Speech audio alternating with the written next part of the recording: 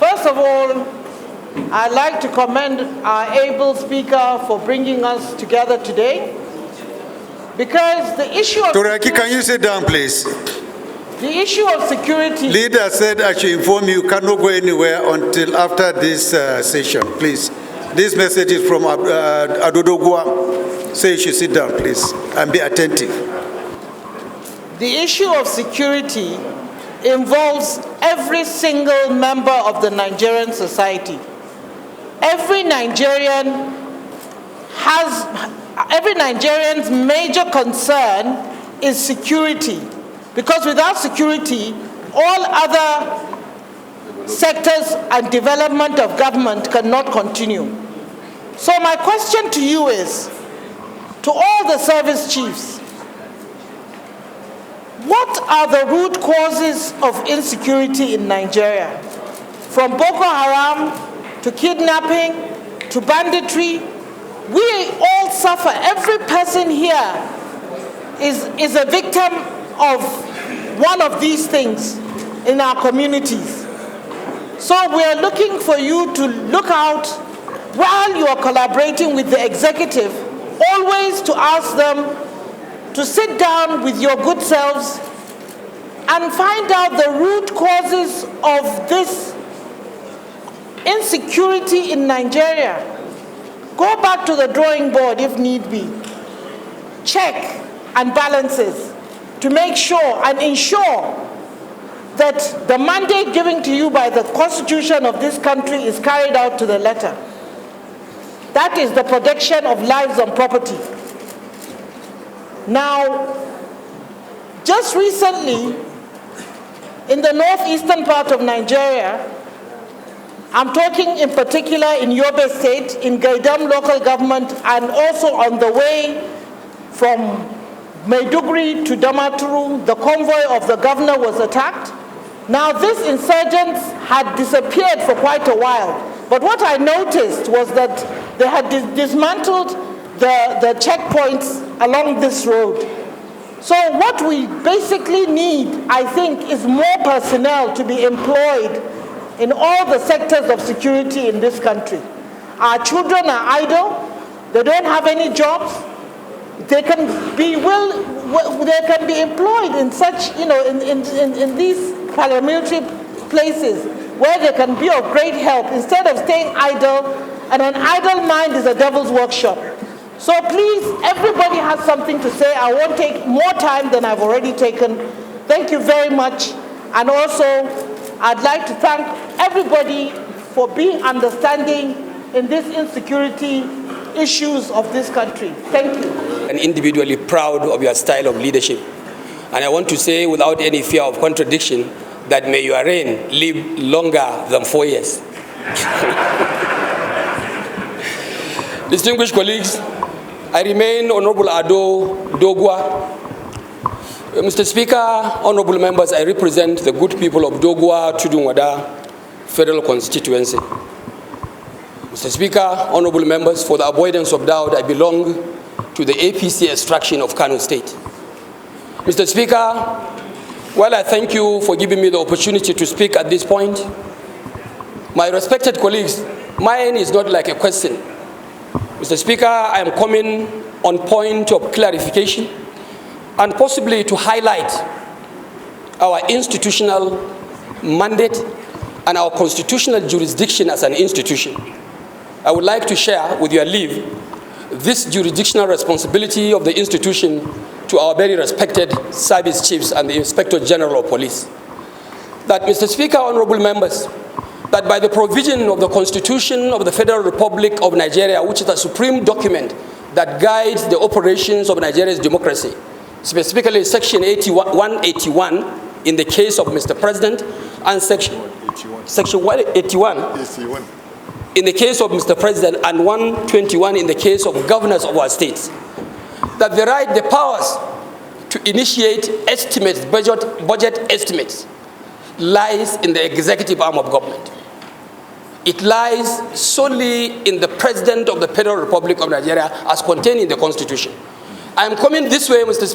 Speaker, honorable members, because by the institutional memory Each time we are engaging our service chiefs and the Inspector General of Police, each time we engage them, they come around here to shout for more funds, more funds, more funding, more funding. Agreed, this is the protected hallowed chambers of the people of Nigeria. But if you really want funds to be provided, going by the provision of our constitutions, you must shout and look for more funding from the executive arm of government, where the estimates of our budgets is being initiated as provided by the Constitution of the Federal Republic of Nigeria. When you do that, and the budget is submitted to the floor here for approval, of course, this same constitution does not give the executive powers, executive arm of government, the powers to approve the budget. The powers lies here. And even when they present a good and wholesome budget in favor of the security, we also have the powers to increase that. But that will only be more reasonable if it is initiated and submitted to us by Mr. President on behalf of the executive of the Federal Republic of Nigeria. That is what the law says. And I also want to say, without fear of contradiction, that by our tradition and by our institutional responsibility, Mr. Speaker, you can also be a living witness, and so many members here are living witnesses, that we have never taken for granted at any point in time the budgetary provisions of our security institutions. It has always been a seamless passage on the floor. The chairman of the House Committee on Appropriation is seated here. He was the chairman of the Committee on Works the last time, and I believe the 9th Assembly chairman of the Committee on Appropriation, Honorable Betara, is also here seated. We have never tinkered, we have never contemplated to stop or reduce any provision in respect of our security operations. We believe no amount of money is too much for security. The business of every elected government is about security of lives and property, and we have held that sway. So I want to put this across to my respected service chiefs, that you must have to begin the quest for more funding from the executive arm of government. And I assure you, by the leave of the Speaker and the 10 principal officers of this House, and those smaller members of us that are here, we will support it and protect it here for the benefit of our people. Mr. Speaker, this is my submission, and I want to ask my last question. Perhaps, Mr. Speaker, if you allow me. Is it the last The last of the last. And another last will come. The last of the last, sir. Okay, Tom. Yeah. And with the leave Go of the ahead. House, this one might be maybe on a lighter mood. As far as I know, and I believe as far as the Speaker knows, I believe even Chinda knows that the only APC in Nigeria is the solid ruling party, APC, which is indivisibly an institution of the political party. I hear, sorry, my question, I hear the Chief of Defense Staff in his presentation saying that they have 89 APCs in the barracks. I want him to clarify which other APCs do we have in the barrack apart from the ruling APC. I would like to know that. That's my question. Mr. Speaker, I want to join my colleagues in commending the Service Chief, Chief of Defense Staff, the Inspector General of Police for a wonderful and a good job they were doing. Mr. Speaker, I listened to their presentation, particularly the presentation of the Chief of Defense Staff, whereby in his own presentation, you mentioned the issue of illegal mining. Mr. Speaker, my question here to the Service Chief, the Inspector General of Police, and the Chief of Defense Staff. The issue of the illegal mining constitutes 50% of the security challenges, particularly in the northwestern state and other zones where the illegal mining activities is taking place. Honorable colleagues, Mr. Speaker, what will surprise you, most of the areas, particularly in the northwestern state, where the illegal mining is taking place, the issue of the banditry and the issue of kidnapping and other security challenges are also taking place in those respective areas.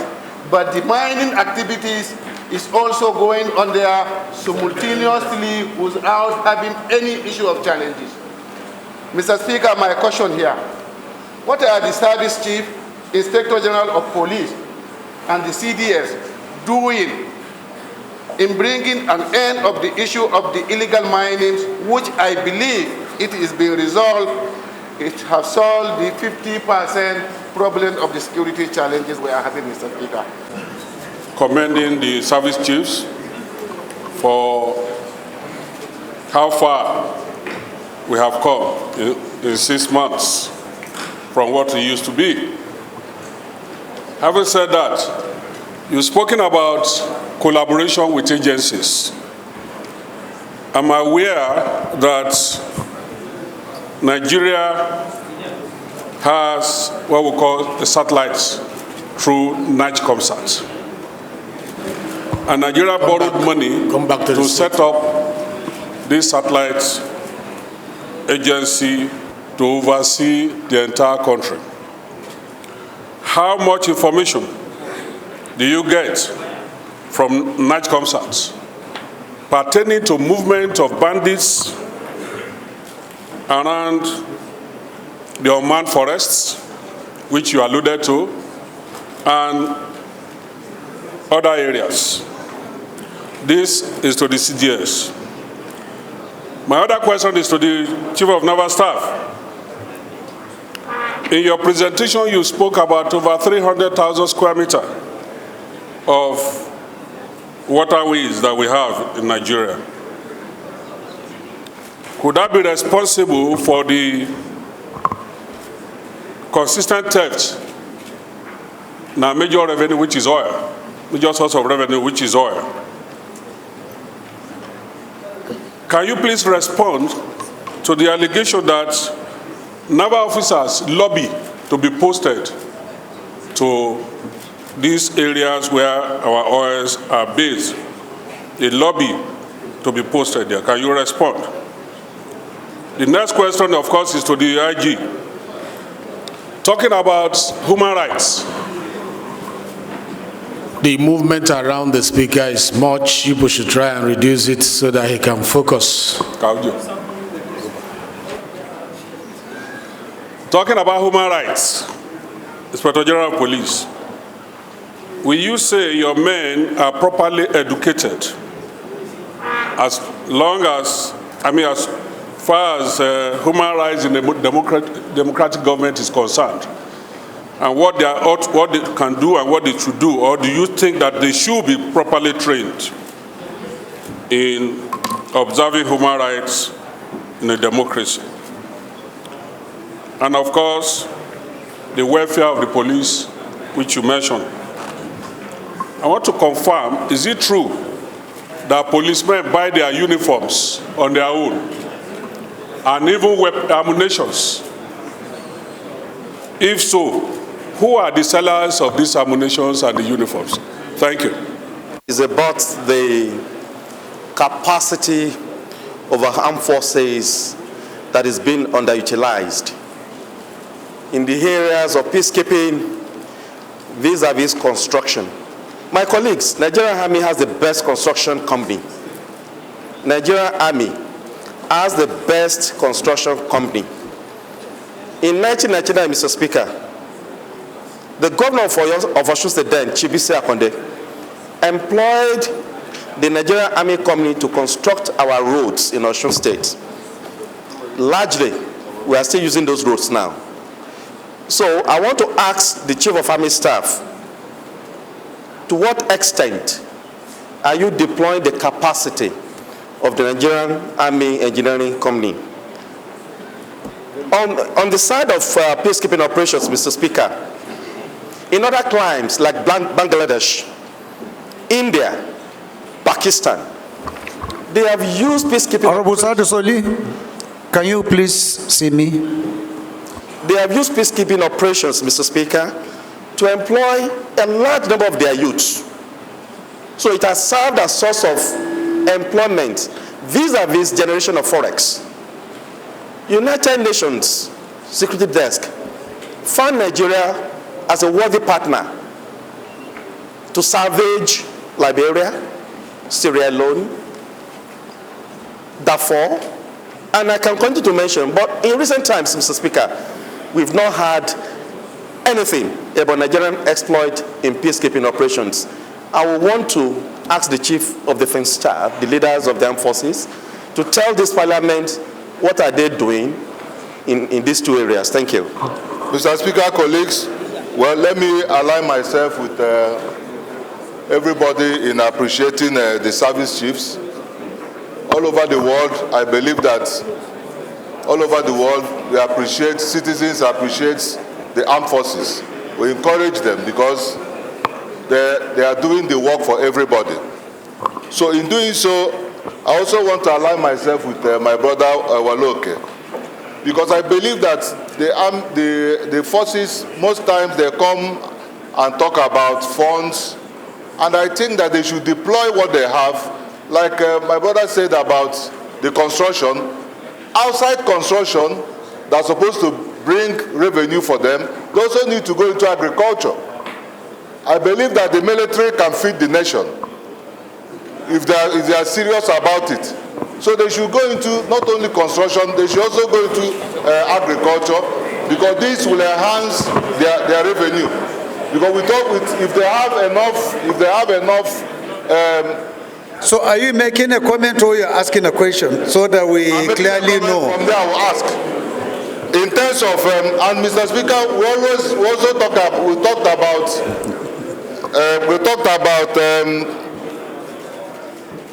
as long as my own contribution, as long as we continue to have difficulties in our economy, there's no way we can solve the issue of insurgency and crime in Nigeria. It is very difficult. I also believe that that we'll continue to. I also believe that that part of the problem we need to solve is poverty. Because once the economy continue to go down, there's no way we can solve this problem of insurgency. So part of it is to encourage the country.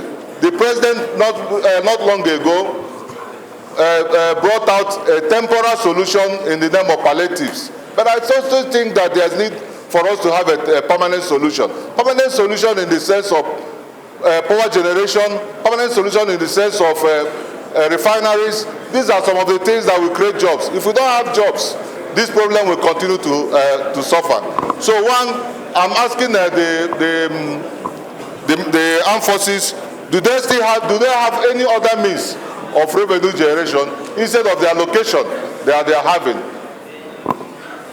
I represent Andoni Opobo, Nkoro Federal Constituency. I am an Ijoman and I'm from Rivers State. Mr. Speaker and my very distinguished colleagues, my concern is about the Nigerian police. And I'm happy that the world will hear me today. We are very much aware of the situation in Rivers State, where there was an alleged attempted assassination of the governor of Rivers State, elected by the people. And the Nigerian police have not given any explanation to what has happened. Rather, it was just a mere redeployment of the police commissioner. Mr. Speaker, we are also aware that the Rivers State House Assembly has been divided.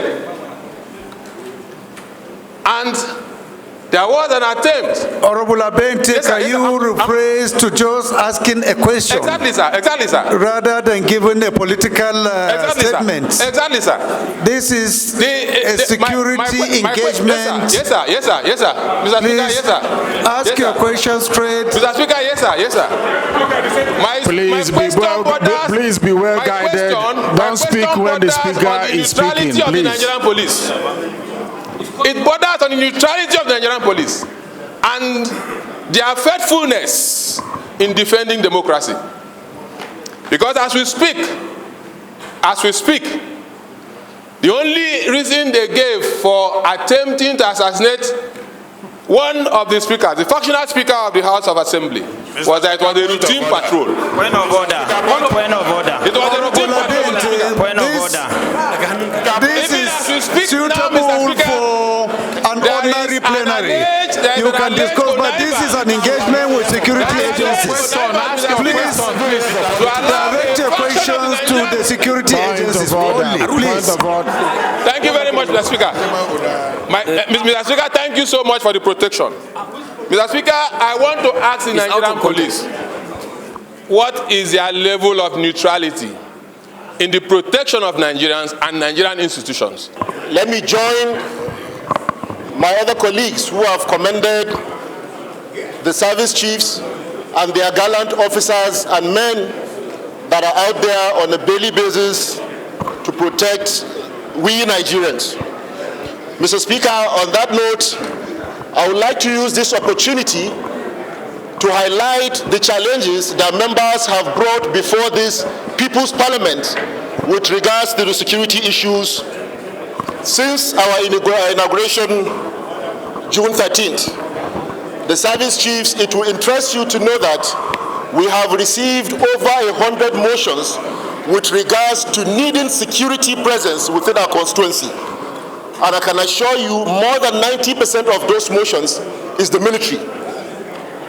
Very few have spoken about the police. And this shows a tacit vote of confidence that the Nigerian people have, or the constituencies, or we the parliamentarians have on this institution of the military.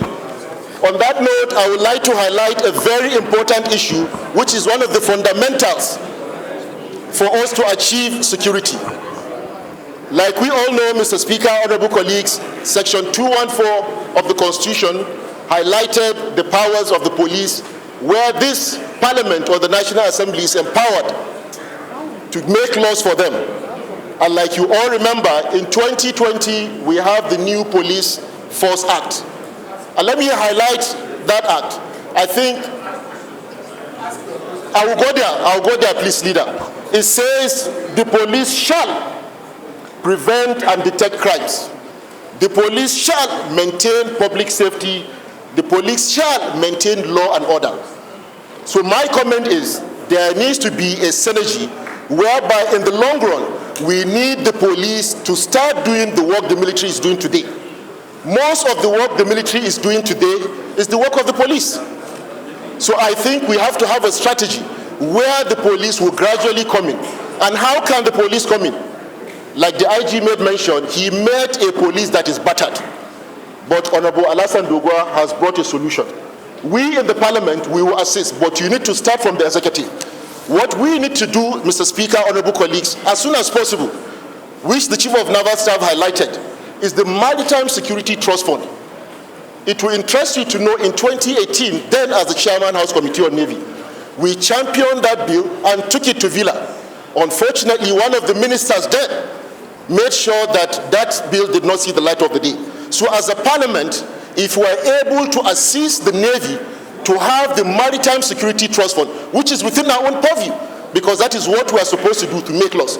I can assure you then. Have you asked your question? I will get there, Mr. Speaker, sir. So please go to the question now. Mr. Speaker, my question now is straightforward, Mr. Speaker, which has to do with the funding that all of them highlighted. You have made mention in our legislative agenda last week, security is a priority. The issue of oversight will be like never before. Mr. Speaker, the People's House is represented by many political parties here. In this debate, we've had over 22 speakers, of which the majority of the speakers are APC and PDP and 3 NMPP. And yet the Labour Party is the second minority party in this House, and nobody from Labour Party has been asked to stand up. Mr. Speaker, am I protected? Mr. Speaker, maybe has not been the office. Point of order noted. Point of order noted. You recognize you. Don't worry. Am I protected, sir? You are not protected. But you have made your point. We will do the needful. Mr. Speaker, I recognize you as the most fair-minded speaker. You don't discriminate. But it will appear that this debate has been hijacked by a certain political party, denying all of us the opportunity to speak, Mr. Speaker, on an issue that cuts across all the 6 geopolitical zones. Mr. Speaker, I'm only begging and appealing to your fairness that we all know you, sir, that you call some NMPP and Labour to contribute to this debate, Mr. Speaker. Which party are you representing? I represent Labour Party, proudly. Is that how you pronounce it? LP 78, LP 79. Mr. Speaker, Niger Republic recently withdrew from the Joint Task Force, and if you could look, Niger Republic is a gateway for allowing these arms from Libya down to Nigeria. I'm asking the service chief, what efforts will you put? Honorable Gadi, come back, please. Come back. What efforts are you going to put in place to curtail this issue of inflow of these small arms? Secondly, Mr. Speaker, recently the federal government have agreed to bring in to the Air Force the brand new Takono aircrafts. I will want to find out whether these aircraft are fully put into use, because if they are put into use, the bandits who are staying in the forest would have been smoked out. So the Air Force, the Chief of Army Staff and the Air Force, these are my questions. My questions are 3. My first question goes to the Chief of Army Staff. There were a lot of allegations that the allowances of your personnel are not being paid.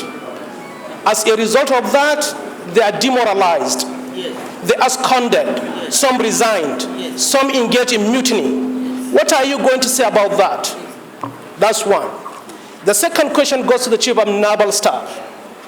You may recall that between 2015 and 2016, a technology was deployed, particularly to pilot, to give a surveillance in Nembe Creek. And that was piloted by the naval staffs as well as the National Security Advisor. And the server, I think, is still domiciled either in the Navy or in the office of the National Security Advisor. And up to now, and that technology has the capacity to even monitor the tribal mark of the people committing that crime. And it has been abandoned. Is that deliberate? One. Secondly, we have resulted in engaging private security to manage our pipelines. Does that indicate the failure of Chief of Naval Staffs? One. That's 2. Number 3, my question goes to the CDS.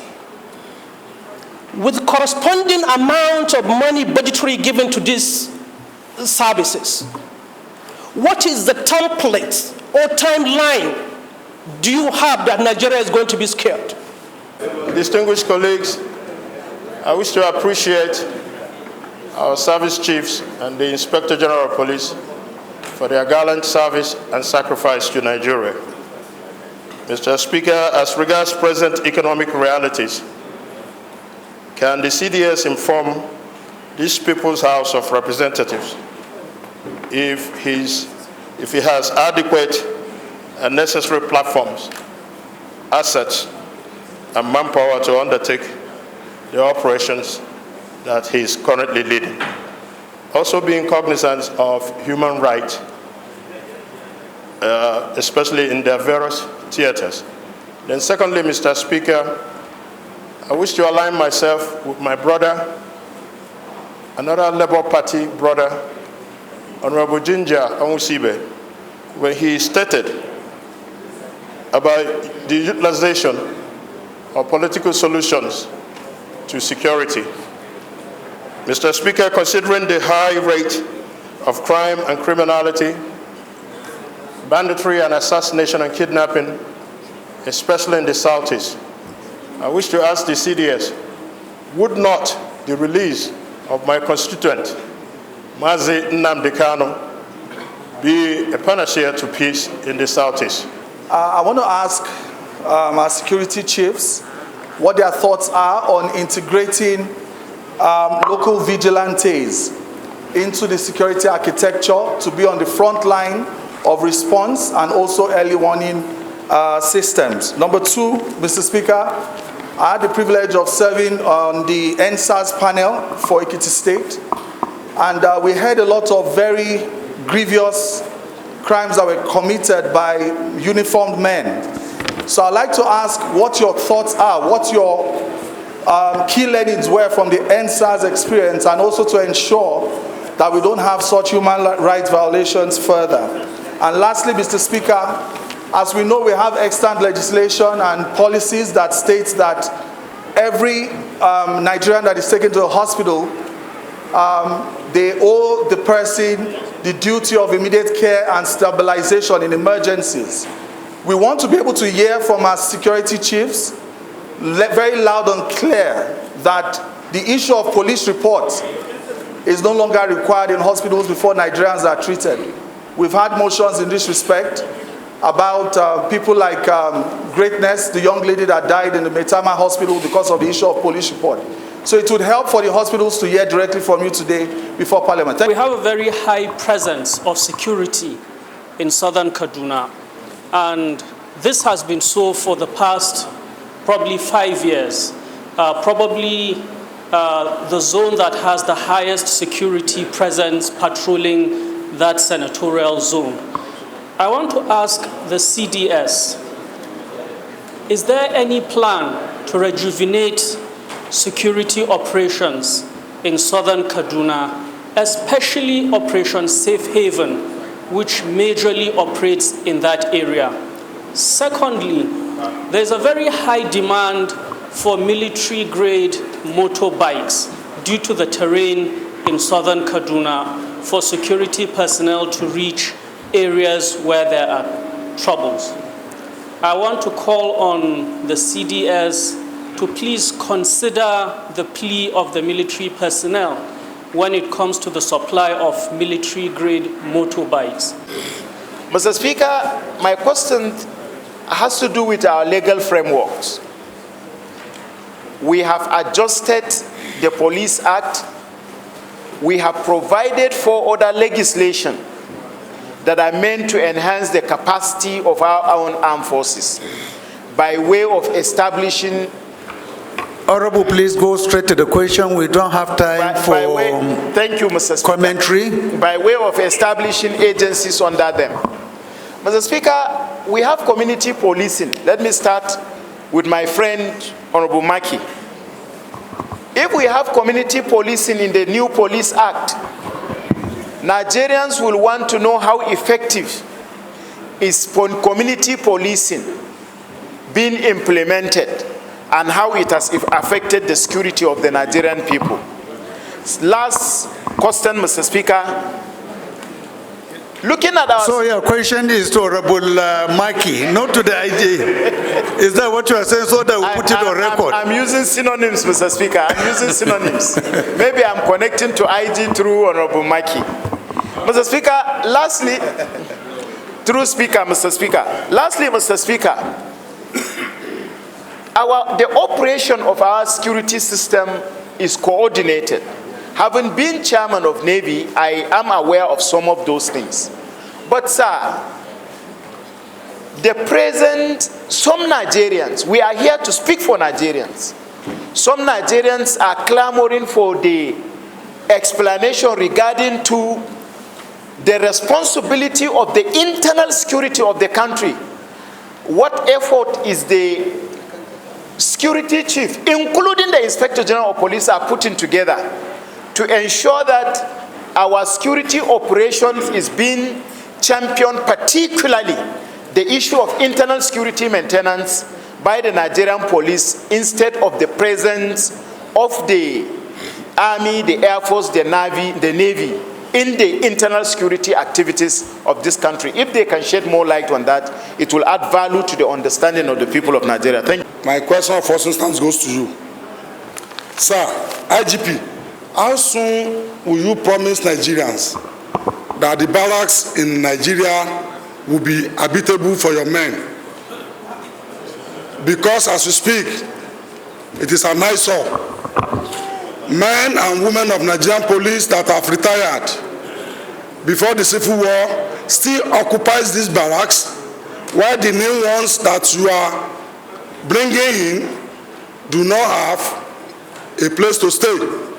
That is why transferring from their homes to their points of duties has been so difficult. What are you going to do to make these places, the barracks, habitable and to be occupied by those that are meant to be for? Number two, it seems the ammunitions being paraded whenever criminals are arrested in Enugu, for instance, are the same ammunition that are being paraded in Lagos State, in Sokoto and Jigawa. Is it that this ammunition are so deep, are so the same? Because Nigerians are wondering that if truly this ammunition were the real one that were arrested in the course of you arresting the criminals, that's that for you, IGP. And then for CDC, please, the two questions are enough. Please, let others also. You have asked two questions, they are enough. The problem of today, security challenges today, Mr. Speaker, are inaction or action as a result to the so many high number of out-of-school children that were not taken to school 30 years ago. Today they are the bandits. Today they are the cattle rustlers. Today they are the Boko Harams. Today they are the on-street children that are devastating every aspect of our country, social strata and sector. So my question is to the Chief of Army Staff. The Chief of Army Staff, for 10 years or more, we have observed that their operational strategy, particularly, have been to repel attacks. The dens of these bandits are well known and marked. What is the keg or the bottleneck? What are the Chairman of traditional institution, please be attentive. What are the challenges preventing the newly appointed chairman, traditional institution, please be attentive.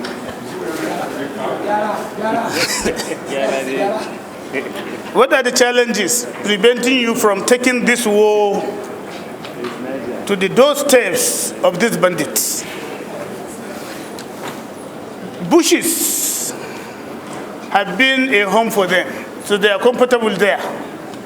In as much as you didn't pursue them, they feel comfortable staying there. Honorable Mustafa, are you lecturing or you are asking questions? I've just asked the question, sir. Please go straight and ask your question. So now, why, or how do you intend to improve on your current tactics of repelling attacks, rather than taking the war to the doorsteps of the bandits? Second, for the Chief of Defense Staff, since 2009, Nigeria has been bedeviled by this security challenge. What roadmap do you have? Because you have highlighted issues relating to manpower, resources, and whatever. For example, what roadmap do you have in place that showcases what you require in manpower and resources within a particular time frame to nip the present security system or the security challenges to the board? And then finally, on the issue of proliferation of small arms and ammunition, there have been complaints and allegations of lack of synergy and collaborations between interagencies collaboration and synergies. How do you intend to improve on this? On the issue of oil theft, which is another security challenge that is affecting even financing the security agencies to discharge their constitutional responsibility. The Chief of Naval Staff, you have installed the Falcon Eye,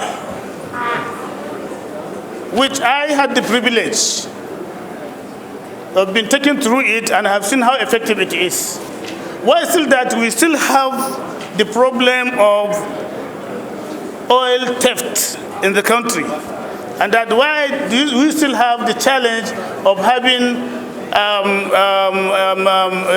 still struggling to meet up with our OPEC quota of production? So these are the three questions, Mr. Speaker, honorable colleagues. I want the service chiefs, while appreciating their presence, and of course, the House. Thank you very much, Honorable Al-Mustafa. Sir, mine will not be in form of a question, but just a little analysis. I want to say kudos to all our military men. You're doing a great job, and we appreciate you. I was part of you, and I'm still part of you. Honorable Al-Mustafa. My analysis this afternoon is the fact that for us to fight insurgency or banditry, we must first of all identify the center of gravity of the enemies. And if you remember the wordings... Honorable Fatuma. If you remember the... We want your presence here. Please come back. Without you knowing the center of gravity of the enemy, it's going to be difficult for us to be able to win this war. And on a serious note, we've been fighting this war since 2009. And we cannot say we are really winning.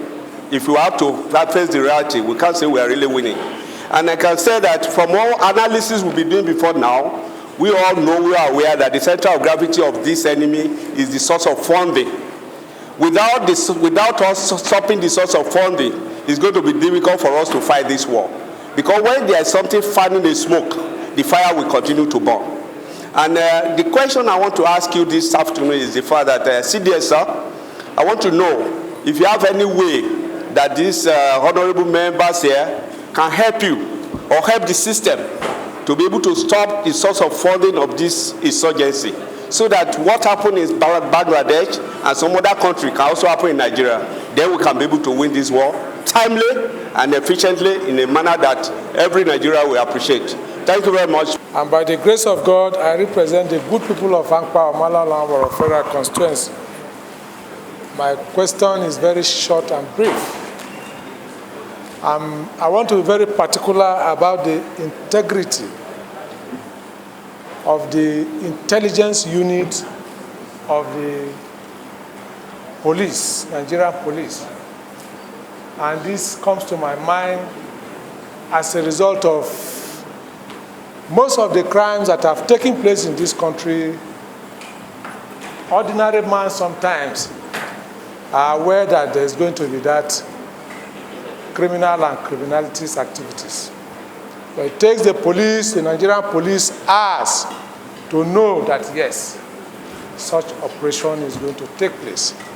And instances abound that when such operations are still taking place, you will never see police or any of the armed forces to counter such attacks. Honorable Halims, please ask your questions. Yes, that is the integrity of the... Ask your questions, leader. The integrity of the intelligence of the police force. That's where I am.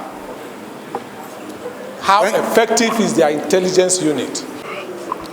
About last month, there issue of dialogue that came off in Katsina and some part of Zamfara state. And to our surprise, we saw the military in the video that is going around. But Defense Minister Abakar Badaru, he said that federal government is not in any way engaging or participating in dialogue in any part of the country. But our surprise is we saw the military there. They participated in the dialogue in both Katsina and Zamfara state. So for that, we are confused because the minister denied engaging or involving in any dialogue in any part of the country with the bandit. Number two, Mr. Speaker, honorable colleagues, I just want to ask the Chief of Army Staff, in most instances, you can see there is public outcry in some places regarding the personnel that are posted in a particular area So in the discharge of their duties, the people of that community, they raised alarm about the way they conducted their services there, would bring about suspicion. So after that public outcry, you can see the military or the people responsible for their transfer or deployment. The moment they do that transfer to them, you can see the community regain a sense of peace and stability. It happened in Kaura Namoda local government, in Kaura Namoda, because there are incessant attacks in Kaura almost day in, day out. But when the public outcry becomes so perennial, then they transfer the officer there. After they transfer him, then there's a little bit this in the area.